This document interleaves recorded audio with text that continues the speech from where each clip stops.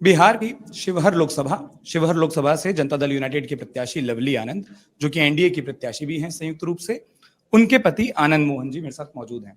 साहब, शिवहर को दिखना, घूमा, समझा, देखा, एक चीज कही जा रही है कि प्रत्यक्ष या अप्रत्यक्ष रूप से ये चुनाव आपका ज्यादा है। प्रचार के दौरान विपक्षी भी आपका नाम लेते हैं, आपके जो तमाम समर्थक हैं वो भी आपका नाम लेते हैं।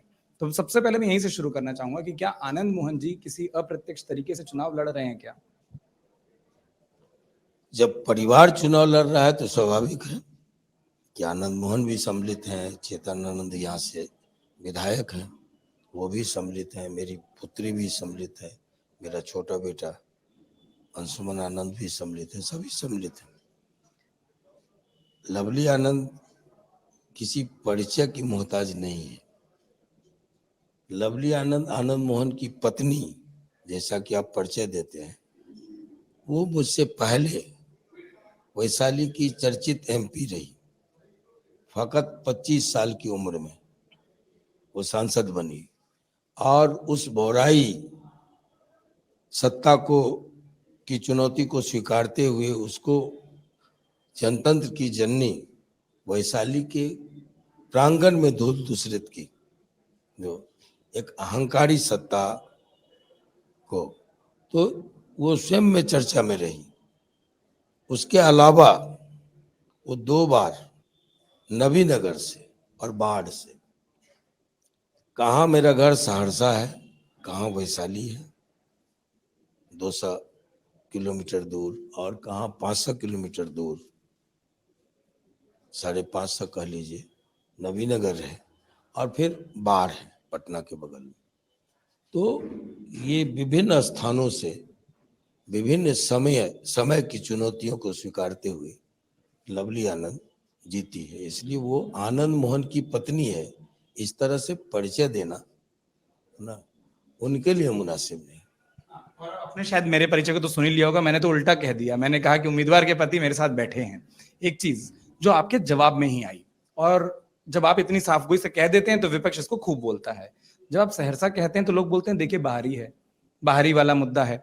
और प्रचार में आपने भी सुना होगा, ऐसा नहीं है कि सिर्फ मैं कह रहा हूँ, वो प्रचार अंदर कौन है, अंदर की कौन है? ये जो बाहरी कह रहे हैं लोग, अंदर वाले कौन है? भारत की आजादी के साथ लोकतंत्र की स्थापना में हमारे पुरखों की कुर्बानी है। हम स्वतंत्रता सेनानी परिवार से, जो संविधान बना उसको सबों को धर्म की आजादी है, काम की आजादी है, कहीं भी जाके आप रोजी की तलाश कर सकते हैं। हिंदुस्तान के किसी कोने में राजनीति में आप अपनी सेवा दे सकते हैं। ये जो कहने वाले लोग हैं, ये कायरतापूर्ण बातें, छोटी सोच के लोग, ये ऊपर कब उठे? इनके जो प्रत्याशी थे वो गया से क्यों बोरो किए गए थे कल, फैसल अली साहब? आज वो अपना कहाँ की है जो शोर मचा रही है? वो अपना कहाँ की है? इनके जो नेता हैं लालू प्रसाद जी, वो गोपालगंज में पैदा हुए, वो हमारे यहाँ मधेपुरा में क्या करने गए चुनाव जीतने के लिए? तो ये जो राहुल गांधी जी है, वो कैसे केरल चले जाते हैं चुनाव लड़ने के लिए? आनंद मोहन कोसी से आके बागमती में, कोसी मेरी माँ है, बागमती मेरी मौसी है, और हम वहां के का जो घाव है कोसी का, बागमती का जो की जो त्रासदी है लगभग एक सा है। हम वहां से चले नहीं, किसी व्यक्ति ने एक रेफरेंडम लिया पिछले जी कृष्णैया के सवाल पर, साजिशन मुझे फंसाया, सेल के अंदर बंद किया, कहीं किसी से भेंट मुलाकात, दुष्प्रचार किया, हेलीकॉप्टर से मुख्यमंत्री रहते घूम घूम के हर प्रखंड और हर हाट और चट्टी में हेलीकॉप्टर उतरा।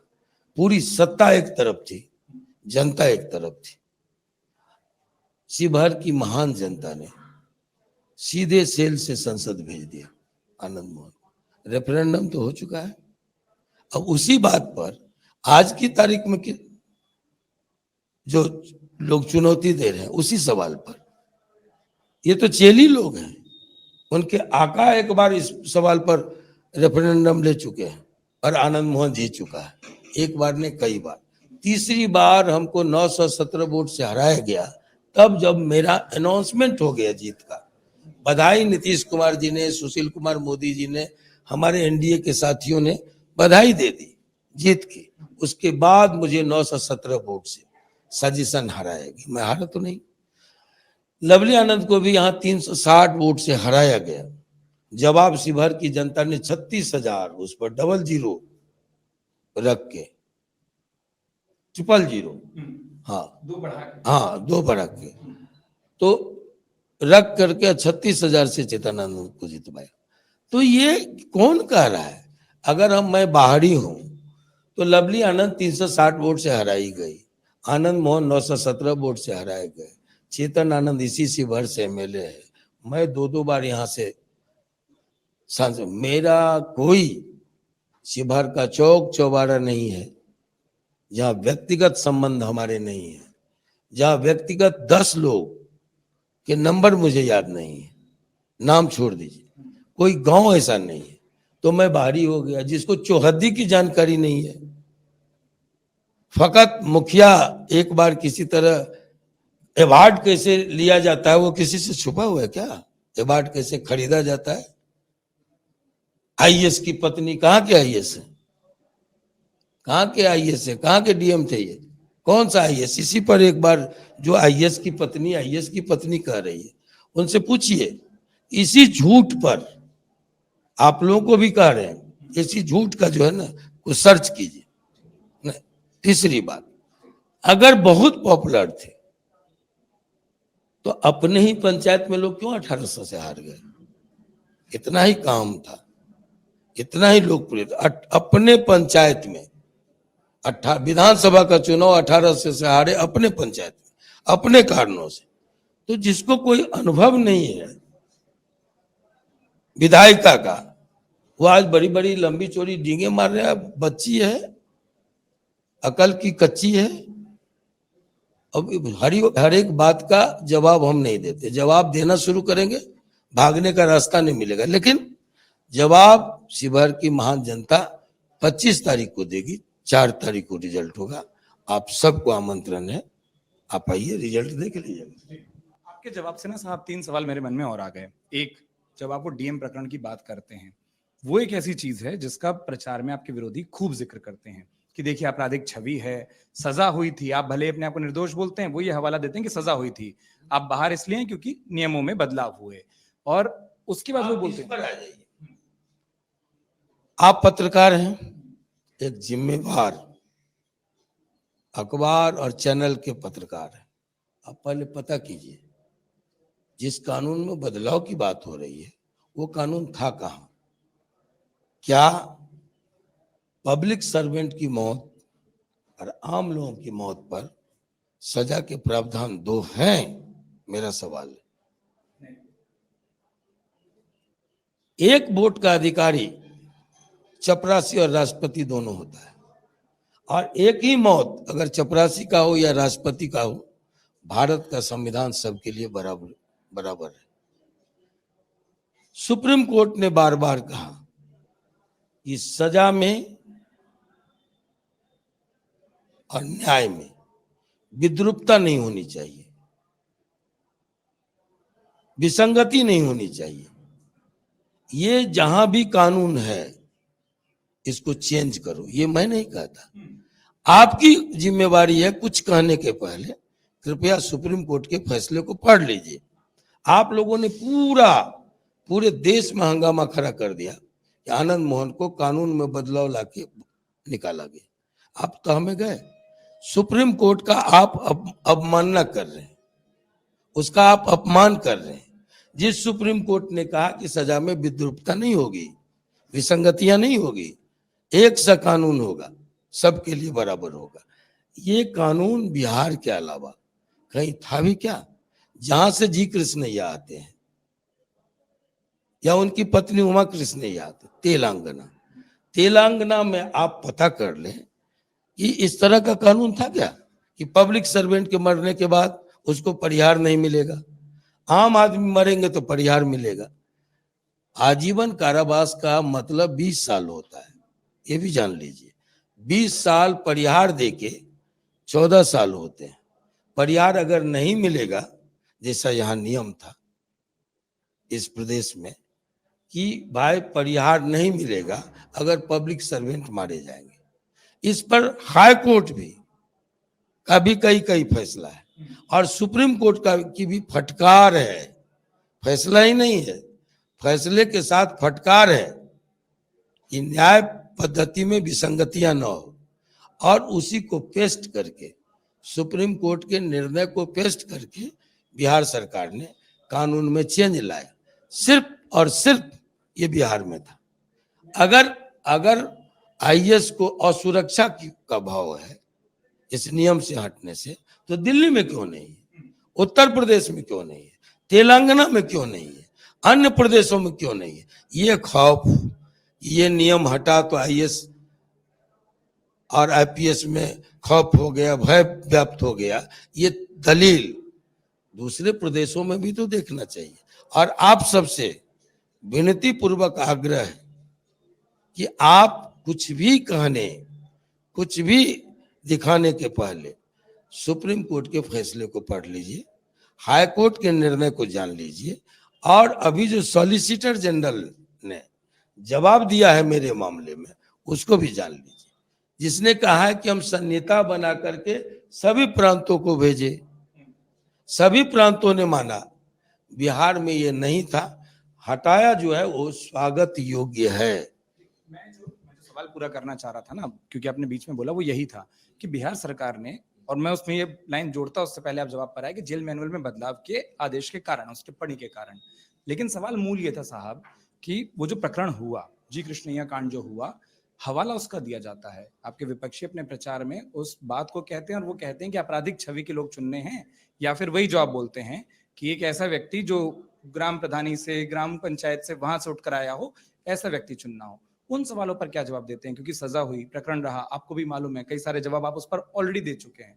लेकिन चुनावों के दौर में जब कोई कहे अपराधी बनाम, क्या कहने का मतलब है? मैं तो बोल रहा हूँ प्रचार में जब ये एक छवि रखी जाती है अपराधी बनाम बिना अपराधी के बीच में चुनाव करें, तो क्या? आनंद मोहन स्वतंत्रता सेनानी परिवार से हैं, जिनकी 3 पीढ़ियों के 6 लोग स्वतंत्रता के आंदोलन में, गांधी मेरे घर आए, राजेंद्र बाबू हमारे दादाजी के मित्र थे, अनुग्रह बाबू बिहार विभूति जिनको कहा जाता है वो उनके मित्र थे, आचार्य नरेंद्र देव और आचार्य विनोबा भावे और स्वयं गांधी हमारे घर आए। चलिए, मैं स्वयं जेपी आंदोलन का सेनानी हूं, आपको नहीं मालूम तो मालूम कीजिए। हमसे थोड़ा सीनियर शिवानंद जी थे, नीतीश कुमार जी थे, हमसे थोड़ा ज्यादा सीनियर रामविलास पासवान जी थे, लालू प्रसाद जी थे। मैं उस आंदोलन की उपज हूं। लांछन इस देश में जब राम नहीं छूटे, सीता नहीं छूटी, तो आनंद मोहन कहां से छूटेंगे? मैं इसकी परवाह नहीं करता। मैं सांसद रहा, मैं विधायक रहा, मेरी पत्नी सांसद और विधायक है ना। आज मेरी लिखी कहानी पाठ्यक्रम में शामिल है। बच्चे उसको पढ़ के डिग्रियां हासिल करते हैं, इंजीनियर, डॉक्टर, आईएएस और आईपीएस बनते हैं। ठीक, मेरी लिखी पुस्तक उस ग्रंथागार में है संसद के, जिस कमेटी का चेयरमैन इस हिंदी जगत के नामी गिरामी आलोचक, साहित्यकार नामवर सिंह जी थे। मेरी लिखी पुस्तक हिंदी जगत के सर्वाधिक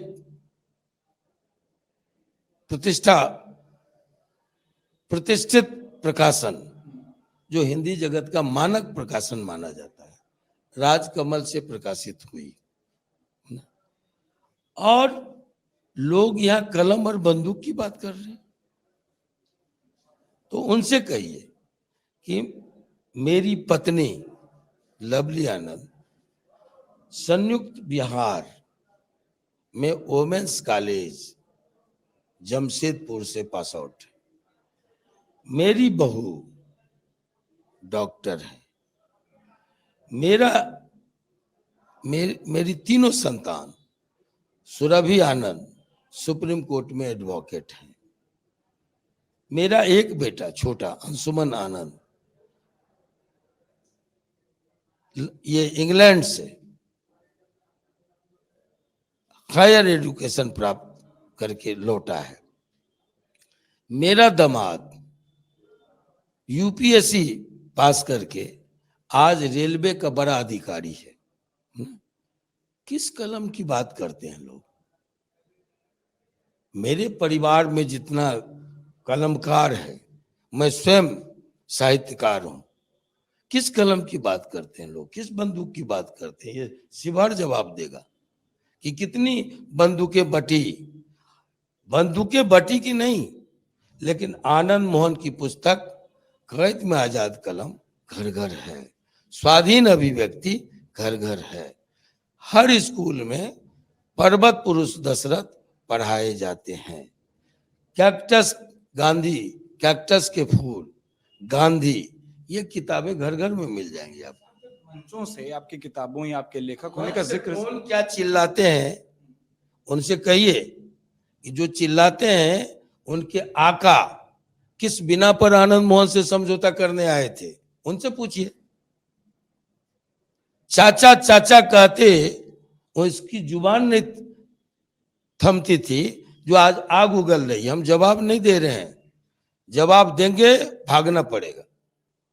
जब हम तेजस्वी यादव की तरफ नहीं, हाँ ये सब है।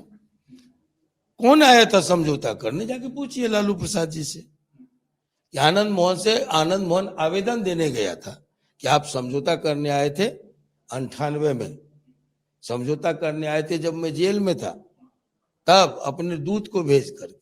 कौन गया था समझौता? आवेदन देने गया था। दिखाया आवेदन? मैं कहूंगा कि हमसे समझौता करने लोग आए। और अपराधियों का तो अड्डा है, जिसके जंगल राज में सरेआम कत्लेआम, रंगदारी, अपहरण, हत्या, दंगा, फसाद, नरसंहार के जो जनक है, वो दूसरे को अपराधी कह रहे हैं, जो आज भी घोटालों में जेल है। पूरा परिवार घोटालों में लिप्त है, सभी मुकदमे झेल रहे हैं, दूसरे को अपराधी कर रहे हैं, कह रहे हैं। फिर एक सवाल ये भी उठता है ना कि फिर जैसे चेतन आनंद जी क्यों फिर वो उस पार्टी से विधायक होते हैं या क्यों उस पार्टी के साथ होते हैं बाद में? ठीक है, आपको कहा कि आवेदन आप देने आए थे, मैं आवेदन देने नहीं गई, समझौता करने आप आए थे। पूछिए जाके। जो लोग कहता है कि हमारी पार्टी से, तो आपने 2 टिकटें दी, 2 पर आनंद मोहन का सपोर्ट लिया। और अगर ठाकुरों को गाली नहीं दी जाती तो सरकार बनती तेजस्वी यादव की, और फिर ठाकुर का कुआं उनके चाटुकार नहीं लाते तो ठाकुर के कुआं में सरकार नहीं डूबती। आप जिस ओर इशारा कर रहे हैं वो भी मैं समझा, वो संसद के उस प्रकरण की बात आप जो कर रहे हैं। अब जब आप ये बात कहते हैं, अब जो आवेदन आए थे जिसका आप बात कह रहे हैं, वही एक आरोप का आधार बनता है कि देखिए एक ही परिवार में सब कुछ जा रहा है, विधायकी, सांसदी, पहले की सांसदी, फिर परिवारवाद का एक आरोप जुड़ जाता है। परिवारवाद वो होता है जो प्रधानमंत्री हो, मुख्यमंत्री हो, राजनीति में जिसकी दबदबा हो, और वो अपने अकलोल बकलोल ढकलोल बेटों को बेटियों को जनता के सर पर थोप दे, अपनी पार्टी का दबदबा और एडजस्टमेंट में। आप उसको क्या कहेंगे? महाराणा प्रताप लड़ा, उनका दादा राणा सांगा लड़ा, उनके पिताजी लड़े उदय सिंह, महाराणा प्रताप लड़े, और महाराणा प्रताप के बाद उनका बेटा अमर सिंह लड़ा। आनंद मोहन के दादा राम बहादुर बाबू लड़े, बड़े बाबूजी पद्मानंद सिंह ब्रह्मचारी लड़े, पिताजी सच्चिदानंद सिंह जी लड़े, आनंद मोहन स्वयं लड़ा, जेपी आंदोलन के दौरान। अब बेटा चेतन आनंद लड़ के तब बना जब आनंद मोहन जेल में था। हमारी विरासत संघर्ष की है, ये परिवारवाद नहीं है, ये संघर्षवाद है, और हम सब संघर्षवाद की उपज है।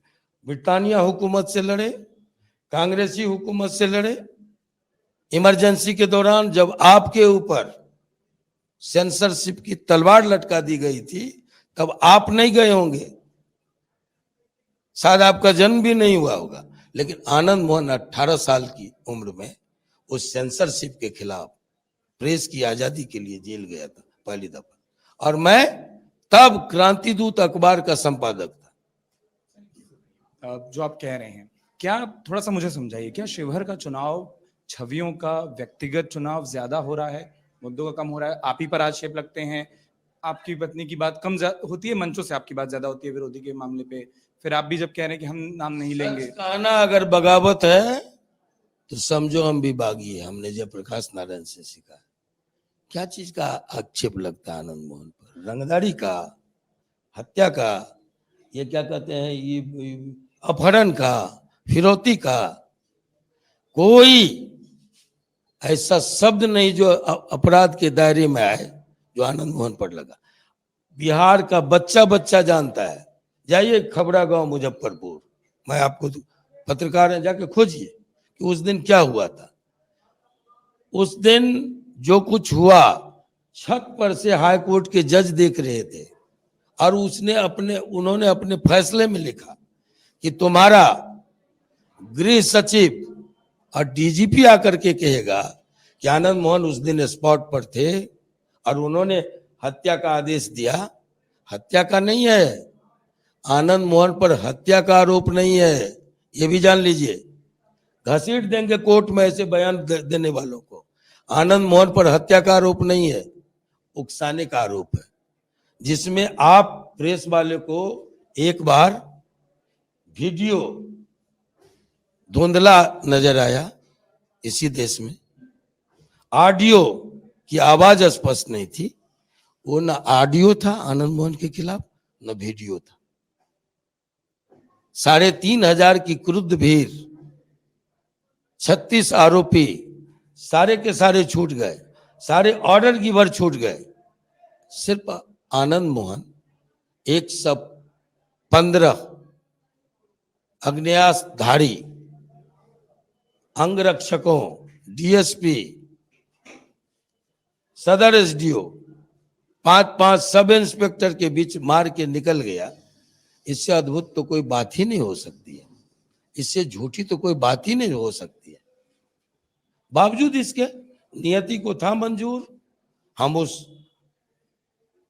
देश की सबसे बड़ी पंचायत में बैठते हैं जो कानून बनाता है। हमने कहा कि आजादी और लोकतंत्र की स्थापना में हमारे पुरखों का योगदान है। हम उस पंचायत में बैठते रहे 3-3 बार, एक बार बतौर एमएलए, 2 बार सांसद, जो देश के लिए कानून बनाता है। मेरी पत्नी 3 बार दोनों सदन में बैठी, जो देश का और राज्य का कानून बनाता है। मेरा बेटा आज उस सदन में है जो राज्य में कानून बनाता है। अगर वो कानून खुदा न खास्ते आपके विपरीत पड़ जाए, प्रतिकूल आ जाए, तो आपका फर्ज बनता है कि उस मर्यादा का पालन कीजिए, कानून का पालन कीजिए। आनंद मोहन कानून का पालन करके निकला है। सच क्या है, झूठ क्या है, इस पर बहुत सुप्रीम कोर्ट के फैसले हैं। जिसने सुप्रीम कोर्ट ने अपने फैसले में कहा यह रेयरेस्ट ऑफ रेयर केस नहीं है इस पर फांसी की सजा हो, ये महज एक संयोग था कि डीएम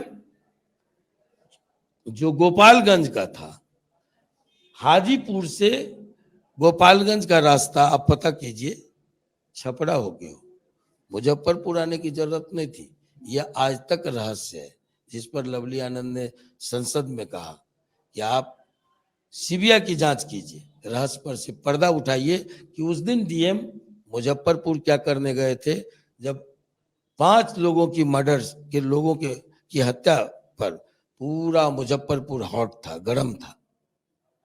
स्वयं वहां का एसपी और डीएम घर से बाहर नहीं निकला था, तो गोपालगंज का डीएम उस दिन मुजफ्फरपुर क्या करने गया था, ये सवाल है।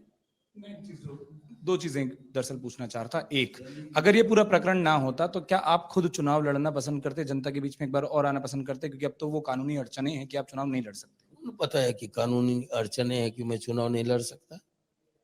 आप जान लीजिए, ये सब आपको जानना चाहिए, है ना। आप पत्रकारिता के नए पौध हैं, हम लोग भी पत्रकारिता से पैदा हुए। एक व्यक्ति को एक मुर्गी दो जगह हलाल नहीं हो सकता। जो एक बार पूरा सजा काट के निकला है, उसको कोई वैधानिक संस्थान, संवैधानिक संस्थान, एक संस्थान है सुप्रीम कोर्ट, अगर उसका सजा पूरा कर लिया तो दूसरा संवैधानिक संस्थान रोक नहीं लगा सकता है। आप चुनाव लड़ना चाहते हैं? चुनाव के लिए रोक नहीं लगा सकता। ये आपको बताएंगे बाद में हम, है ना, कि हम कैसे चुनाव लड़ेंगे या नहीं लड़ेंगे, क्या होगा। ये तो अभी तो जो मैदान में 25 तारीख हम उसकी तैयारी में लगे। नहीं, मैं इसलिए पूछा क्योंकि लोगों ने एक चीज और कही कि शिवहर की जब हम बात करते हैं कि देखिए शिवहर से आनंद मोहन साहब बार बार जीते, लवली आनंद जी चुनाव जीत नहीं पाए, उसमें एक बार आपने कहा कि हरवाया भी गया, तो लोग वो जो मोहब्बत है या जो प्रेम है वो आनंद मोहन साहब के साथ है, इसलिए सवाल आता है। नहीं, देखिए, वो तो अगर किसी कोई राजनीतिक व्यक्ति आला कमान की नजर फिर जाए तो उसकी हैसियत घट जाती है। एमएलए एमपी या मंत्री पद से हट जाए उसकी औकात घट जाती है, राजनीतिक औकात। एमएलए एमपी से हार जाए तो और बदतर स्थिति बन जाती है। लेकिन मुझे 28 साल पहले मैं यहाँ का सांसद था, साढ़े 16 साल में जेल से आया। जो स्नेह, जो प्यार, जो समर्थन मिल रहा है ना, वो एक तरफा है। आप देखिएगा, लड़ाई भी एक तरफा ही होगी। लाख धनबल, लाख लोग जात पात करे, लाख लोग अगड़ा पिछड़ा करे, जिसको कुछ नहीं होता, वो कायरता और संकीर्णता की बात करते। इनकी कोई उपलब्धि नहीं है चरवाहा विद्यालय के अलावा, है ना। लेकिन बिहार में जो चेंज आया या देश में जो स्कीमें आई है आम लोगों के लिए, वो काबिले तारीफ है। वहां ये लोग टिकते ही नहीं। बताना चाह रहा था सर कि क्या ये मुद्दों से ज्यादा चेहरों का चुनाव है, कि जिस तरीके के जिस पर आप बीच में आशय वाली बात पर आ गए थे, मेरा सवाल मूल ये था कि क्या ये चेहरों का चुनाव ज्यादा है और मुद्दों का चुनाव कम हो गया है, चेहरों पर बात हो रही है, चेहरों की बात। लवली आनंद के चेहरे के खिलाफ कौन सा चेहरा है? सारे लोग जानते हैं, अनुभव में कच्चा लोग आ गए हैं, है ना। कोई मठ बेच के आ जाए, है ना, और आजमाना, भाग्य आजमाने की शिवहर की जनता समझ रही है ना। जो लोग वैश्य कार्ड खेल रहे हैं ना, वो जान रहा है कि देश के लोकतंत्र के इतिहास में ये पहली घटना है जब वैश्य का बेटा प्रधानमंत्री भी है और वैश्य का दूसरा बेटा गृह मंत्री भी है। लोग को पीएम चाहिए या एमपी चाहिए? ये कौन होंगे? कोई लालटेन वाली होगी क्या वैश्य का नेता? वैश्य का नेता तो वो तो विश्व के नेता है, लेकिन अगर वैश्य का नेता ही होगा तो लोग किसको देखेगा? लालू के लोगों को, जो लालटेन लेके आई है फिर से बिहार को उस अंधेरे युग में ले जाने के लिए। उसी अपहरण, हत्या, बलात्कार, रंगदारी, फिरौती, दंगे, फसाद, कभी ऐसा नहीं होगा। आपने पहले सवाल के जवाब में एक शब्द कहा था और आखिरी दो सवाल है मेरे, कि रेफरेंडम है ये। रेफरेंडम क्या ये उस पूरे प्रकरण के बारे में भी है कि जनता क्या सोच रखती है? रेफरेंडम करवा चुके लालू जी जब चीफ मिनिस्टर थे। एक तरफा साजिशन आनंद मोहन को बंद करके पूरी दुनिया से काट करके आरोप प्रत्यारोप, सघन बाजार चलाया, अफवाहों का, भ्रम का, गाली का, आलोचना का। हर प्रखंड में हेलीकॉप्टर उतरा, हर तरफ से मंत्री लग गए। एक व्यक्ति जो बंद हो उसके खिलाफ अभियान चलाया गया और लोग मुझे सेल से सीधे संसद भेज दिए। रेफरेंडम में तो हार चुके, एक बार नहीं दूसरी बार भी आनंद मोहन से। अब ये 28 साल के बाद कोई उसी को लेके आवे तो मैं चुनौती देता हूं। मैं आज बाहर हूं, अपनी सफाई दे सकता हूं, आपसे मैं बोल सकता हूं, जनता से मैं संवाद कर सकता हूं। तब राज्य में उनकी सरकार थी, तब केंद्र में उनके गठबंधन की सरकार थी। आज पासा पलट चुका है, केंद्र में भी हमारी सरकार है, राज्य में भी हमारी सरकार है और स्वयं आनंद मोहन बाहर है जवाब देने के लिए, जनता से संवाद करने के लिए। इस सवाल पर आए, चुनौती है मेरी।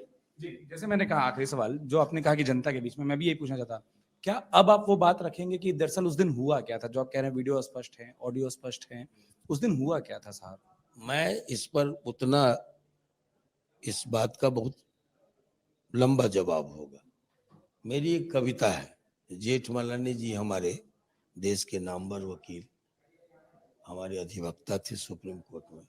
उन्होंने कहा कि एक जो मुवक्किल है, अपने पक्ष को रखने वाला, उससे अच्छा कोई वकील नहीं हो सकता। आनंद, आप समझदार हैं, आप हमको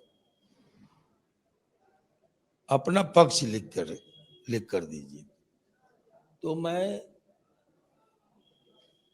14-15 पृष्ठ में पूरी कहानी लिख के दिया कि उस दिन हुआ क्या। और उसके बाद मैंने समझा कि ये तो ऐतिहासिक दस्तावेज है मेरे लाइफ का, तो उसको मैंने कविता का रूप दिया और वो 13 पृष्ठ की कविता है, पूरी कविता। और मैं कातिल हुआ, उसको आपको भेज देंगे, आप पढ़ लीजिएगा, जवाब मिल जाएगा। जो एक अंतिम सवाल फिर रह गया वो ये कि आपने भी चुनाव लड़ा, लवली आनंद जी ने भी चुनाव लड़ा और वो अभी भी लड़ रही हैं। आप दोनों में बेहतर चुनाव कौन लड़ता है? लवली आनंद की अपनी खूबी, हर व्यक्ति अपने आप में, कोई दुनिया ने, ईश्वर ने अरबों लोग बनाए, किसी एक को मैच करके, जुड़वा भाई को भी मैच करके बताई। सबकी अपनी अपनी खूबी होती है, अपनी अपनी कमजोरी होती है। तो राजनेता ये सवाल पूछ रहा हूँ आपसे। आपको मैंने कहा कि आप ये तुलना हम पर क्या, ये तो समीक्षा आपको करना है, ये तुलना हमारे मुंह से क्यों जाए? ये आप कोई कह दे कि सीता जी और राम जी में कौन अच्छे थे, अभी राम जी से सवाल कर दे या सीता जी से सवाल कर दे, तो क्या जवाब? हमारे पास इन सवालों का जवाब नहीं। हम यही कहेंगे कि दुनिया में कोई व्यक्ति एक दूसरे से मेल नहीं खाता, ईश्वर ने यही बनाया है, सृष्टि यही कहती है। जुड़वा भाई में भी भेद है, अलग अलग है, पहचान है उस कहीं ना कहीं कुछ ना कुछ। तो सब में खूबियां हैं, सब में अपनी कमियां हैं। कई मामलों में लवली आनंद हमसे बेहतर है, कई मामलों में हम उनसे बेहतर हैं, यही हो सकता है। तो इसी तरीके से आप लोग एक टीम के तौर पर एक दूसरे के पूरक भी हैं। बहुत शुक्रिया साहब, इतना वक्त दिया आपने पूरे प्रचार के बीच में, तमाम बातों पर बड़ी साफगोई से बातें रखी। उम्मीद करता हूँ चर्चा आपको भी पसंद आई होगी, बातचीत आपको पसंद आई हो। वक्त देने के लिए बहुत बहुत शुक्रिया। अपने सहयोगी शामवीर के साथ उत्कर्ष चतुर्वेदी, अमर उजाला के लिए शिवहर से। अगर आप ये वीडियो YouTube पर देख रहे हैं तो हमारे चैनल को सब्सक्राइब करें और बेल आइकन को दबाना ना भूलें। अगर आप Facebook पर ये वीडियो देख रहे हैं तो हमारे पेज को लाइक करें।